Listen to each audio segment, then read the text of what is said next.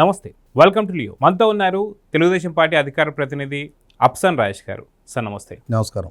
జోగి రమేష్ మామిళ్ళపల్లి దగ్గర పోలీసులు ఎలా తీసుకెళ్లారో చూసాం.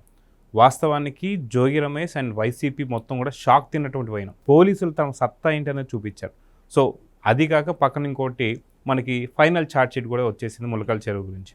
దీని గురించి మీరు ఏం చెప్తారు సార్? ఇప్పుడు వాస్తవంగా జోగి రమేష్ 2019-24 మధ్య కాలంలో శాసనసభ్యుడిగా, అదే సందర్భంలో మంత్రిగా తను ఆ హోదా అనుభవించే సందర్భంలో అతను వ్యవహరించిన తీరు, అతని నోటి దోలంటారా, కండకవరం అంటారా, అహంకారం అంటారా, అతను ఏ విధంగా ప్రదర్శించాడు అనేది చూసాం మనం.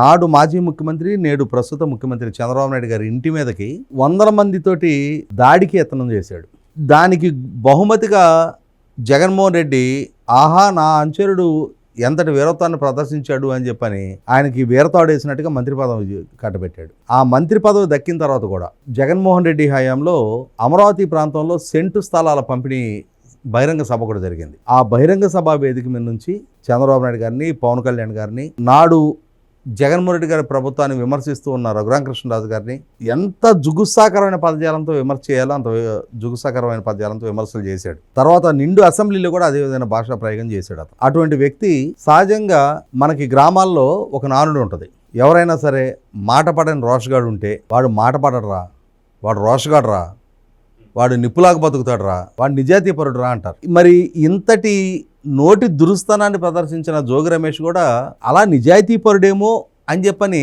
సమాజంలో కొద్దిమంది అయినా సరే భావించారు. కానీ ఒక్కసారి అతను అధికారం కోల్పోయిన తర్వాత, మొన్నటి ఎన్నికల్లో ఓటమి చెందిన తర్వాత, ఇతని అధికారాన్ని దుర్వినియోగం చేసి ఇతని కుటుంబ సభ్యులు చేసిన ఒక్కొక్క అఘాయిత్యం వెలుగులోకి రావడం మొదలైంది. మొట్టమొదటగా అగ్రిగోల్డ్ బాధితులు, వేల కోట్ల రూపాయల అగ్రిగోల్డ్ కుంభకోణంలో లక్షలాది మంది బాధితులు ఉన్నారు. వీళ్ళ నాయకుడు జగన్మోహన్ రెడ్డి ఏమో అగ్రిగోల్డ్ బాధితుల సమావేశాలకు హాజరయ్యి చంద్రబాబు నాయుడు ప్రభుత్వం మీకు అన్యాయం చేస్తూ ఉంది, నేను మీకు న్యాయం చేస్తా అని చెప్పని వాళ్ళు నాకు ఓటు బ్యాంకులుగా వాడుకున్నాడు. ఇతనేమో అగ్రిగోల్డ్ సంస్థకు సంబంధించిన ఆస్తులు హైకోర్టు ఇంటర్వెన్షన్ తోటి ఆ ఆస్తుల్ని ఆక్షన్ చేసి బాధితులకి పంపిణీ చేయాలి అని చెప్పనేది ఒక తీర్పు ఇచ్చారు.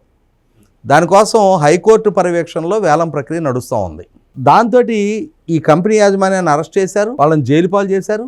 వాళ్ళ ఆస్తులు మొత్తం కూడా సిఐడి సీజ్ చేసింది. అలా సీజ్ చేయబడి ఉన్న ఒక ఆస్తి, సిఐడి సీజర్లో ఉంది ఆ ఆస్తి, ఆ సంస్థే దాన్ని నమ్ముకోలేదు. అటువంటి దాన్ని జోగి రమేష్ ఏం చేశాడు, అక్కడ స్థానిక సర్వేయర్ను పట్టుకున్నాడు, సబ్ రిజిస్ట్రార్ని పట్టుకున్నాడు, ఎంఆర్ఓను పట్టుకున్నాడు.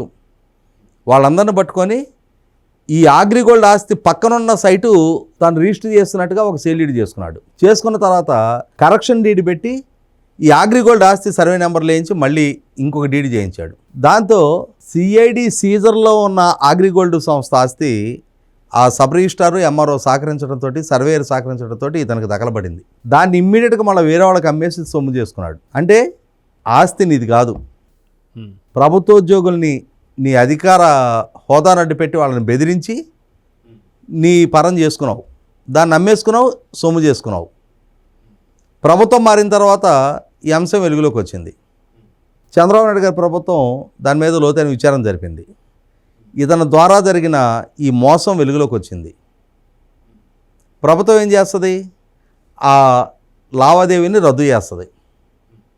అంతిమంగా నష్టపోయింది ఎవరు? ఇక్కడ కొనుక్కున్న వాళ్ళు ఎవరైతే ఉన్నారో వాళ్ళు, ఈయన మాటలు నమ్మి ఈయన దగ్గర కొనుక్కున్న వాళ్ళు ఎవరైతే ఉన్నారో వాళ్ళు ఈయనకి డబ్బులు ముట్టినాయి.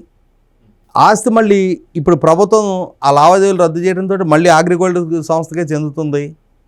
మధ్యలో ఇతర మాటలు నమ్మిన పాపానికి నష్టపోయింది మాత్రం కొనుగోలుదారులు. ఇలా మందిని ముంచి డబ్బులు సంపాదించడంలో ఇతను నిష్ణాతుడు అని చెప్పని ఈ కేసు రిఫరెన్స్ మనకు నిర్ధారణ చేస్తూ ఉంది. దీనికి తోడు 2024 ముందు ఇతను మంత్రిగా కొనసాగుతున్న సందర్భాల్లో కూడా 2024 ఏప్రిల్లో జరిగిన మంత్రివర్గ పునర్వ్యవస్థీకరణలో ఇతనికి మంత్రి పదవి దక్కింది. ఆనాటి నుంచి ఇతని అనుచరులు, ఇతని బాల్యమిత్రులు, కుటుంబ సన్నిహితులని కూడా అనవచ్చు, అద్దేపల్లి జనార్దన్ రావు, అద్దేపల్లి జగన్మోహన్ రావు సోదరులు. ఇదే రమేష్ ఒకసారి మనకు చెప్పాడు, వాళ్ళు మాకు చెడ్డీ దోస్తులు, వాళ్ళు మేము కలిసి పెరిగాం, మా బజార్లో ఉండేవాళ్ళు, మా తాతల నుంచి వాళ్ళ తాతల నుంచి మాకు ఒకరికొకరికి పరిచయాలు ఉన్నాయని చెప్పని చెప్పుకున్నాడు. అటువంటి పరిచయాలను అడ్డుపెట్టుకొని ఈ అద్దేపల్లి జనార్దన్ రావు, జగన్మోహన్ రావులకి నకిలీ మద్యం తయారు చేయడంలో వాడు కొంత ప్రావీణ్యం సంపాదించారు. దాన్ని అడ్డుపెట్టుకొని ఈ జోగి రమేష్ వాళ్ళ చేత నకిలీ మద్యం తయారు చేయించి వాళ్ళు ఆ వ్యాపారం చేసుకోవడానికి అన్నదండలు అందించి డిపార్ట్మెంట్ పరంగా దానికోసం ప్రతి 2-3 నెలలకు ఒకసారి 3 నుంచి 5 లక్షల రూపాయలు ఇతనికి చేతి ఖర్చుల కింద అందిస్తుండేవాళ్ళు వాళ్ళు. మరి సుమారుగా 1,07,00,000 రూపాయలు ఇతనికి ఇతని సోదరుడికి ఈ అద్దెపల్లి సోదరుల నుంచి దక్కాయి అని చెప్పనేది విచారణలో నిర్ధారణ అయింది. ఓవర్ నైట్ కాదు, చాలా సందర్భాల్లో చాలా అమౌంట్లు అది అక్యుములేట్ అయ్యి 1,07,00,000 తేలింది. ఇవాళ 1,07,00,000కే నేరం అని చెప్పని ఆరోపిస్తారా అంటే ఒక్క రూపాయినా అవినీతే. 1,07,00,000 ఇటువంటి వాములు వేసే స్వాములార్లకి అది పెద్ద అమౌంట్ అనిపించకపోవచ్చు, కానీ మనలాంటి సామాన్యుడికి 1,07,00,000 చాలా పెద్ద అమౌంటే. మరి అటువంటి ఒక 1,07,00,000 ఇక్కడ కక్కుర్తిపడ్డాడు. ఇటువంటి నేపథ్యంలో ఈ విచారణ జరుగుతూ ఉంది. అరెస్ట్ అయ్యాడు, బెయిల్ మీద బయటకు వచ్చాడు. ఇతని ప్రమేయాన్ని నిర్ధారణ చేస్తూ ఎప్పుడెప్పుడు ఏ సందర్భాల్లో ఇతను జగన్మోహన్ రావు జనార్దన్ రావు కలుసుకున్నారు, జనార్దన్ రావు జగన్మోహన్ రావు నుంచి వీళ్ళ ఏ అకౌంట్కి డబ్బులు వచ్చినాయి, ఎంతెంత అమౌంట్లో వచ్చినాయి, వీటినన్నింటినీ నిర్ధారణ చేసుకున్నారు. దీంతో ఇప్పుడు ఇవాళ జోగి రమేష్ ఈ మధ్యకాలంలో కొంత హంగామా సృష్టించాడు.